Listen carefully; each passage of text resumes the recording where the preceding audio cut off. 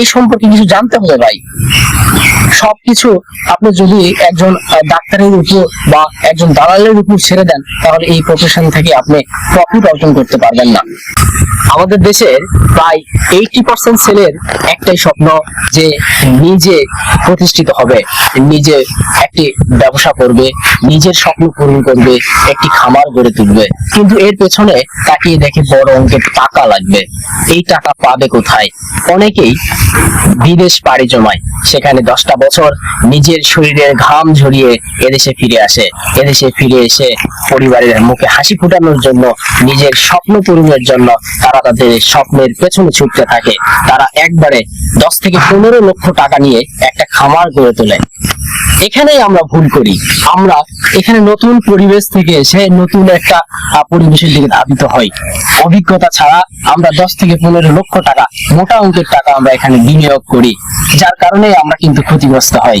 কিন্তু আমরা একজন উদ্যোক্তা হিসাবে নিজেকে গড়ে তুলতে হলে একবারে বড় স্বপ্ন দেখা উচিত না। বড় স্বপ্ন দেখতে দোষ না, তবে স্বপ্নের পেছনে প্রচুর পরিশ্রম এবং পরিকল্পনা থাকতে হবে। সেটা কিভাবে? আপনারা শুরু করেন একটা অথবা 2টা গাভী দিয়ে শুরু করে আস্তে আস্তে তাদের সাথে তাদের বাস্তবতা দেখেন, তাদের খাবার ধরন দেখেন, তাদের রোগ বালাই দেখেন।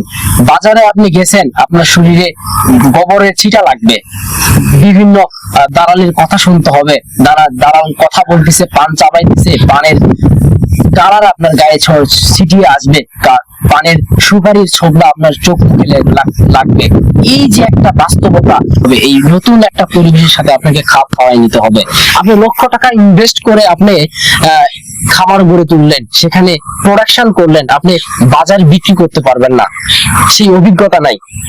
সেই অভিজ্ঞতার জন্য আপনাকে পরিশ্রম করতে হবে, লেগে থাকতে হবে। কারণ একটা গাভী যদি আপনি গাভী থেকে একটা সার তৈরি করেন, একটা সারকে আপনি লালন পালন করছেন 2 লাখ টাকা বাজার দাম, কিন্তু সেই 2 লক্ষ টাকা বেচতে পারলে আপনি পাবেন। কিন্তু আপনি তো বাজারে যে সেই সারটাকে বিক্রি করতে পারতেছেন না, কারণ সেই পরিবেশের সাথে আপনি অভ্যস্ত না। এই জন্য আপনাকে সেই সারটাকে বিক্রি পর্যন্ত, বিপণন থেকে আপনার বিক্রি করা, হাটে যে বিক্রি করার যে একটা অভিজ্ঞতা, সেটা আপনাকে অর্জন করতে হবে। দালালের ভাষা বুঝতে হবে। আমি একটা গল্প বলি আপনাদের। আমি একটা হাটে গেছিলাম একটা গরু কেনার জন্য। তো সেখানে একটা দালাল আরেকজন দালালকে বলতেছে, আধি টাকা দিয়ে একটু নাস্তা করবো, মানে আধি টাকা দিয়ে কিছু খাবো। আমি ভাবলাম আধি টাকা কি? পরে কিছুক্ষণ পর বুঝলাম আধি অর্থাৎ 50 টাকা। আপনি যদি 15 লক্ষ টাকা, 20 লক্ষ টাকা ইনভেস্ট করলেন, একটা খামার ম্যানেজমেন্ট করতে পারলেন না, সঠিক নিয়মে একটা শেড তৈরি করতে পারলেন না, আপনি এখান থেকে লাভবান হতে পারবেন না।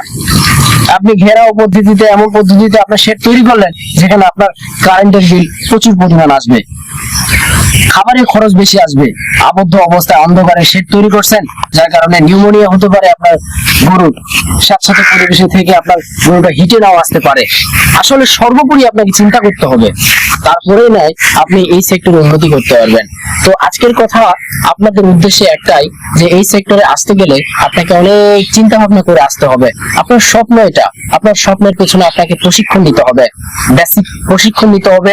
এই সম্পর্কে কিছু জানতে হবে ভাই। সবকিছু আপনি যদি একজন ডাক্তারের উপর বা একজন দালালের উপর ছেড়ে দেন, তাহলে এই প্রফেশন থেকে আপনি প্রফিট অর্জন করতে পারবেন না।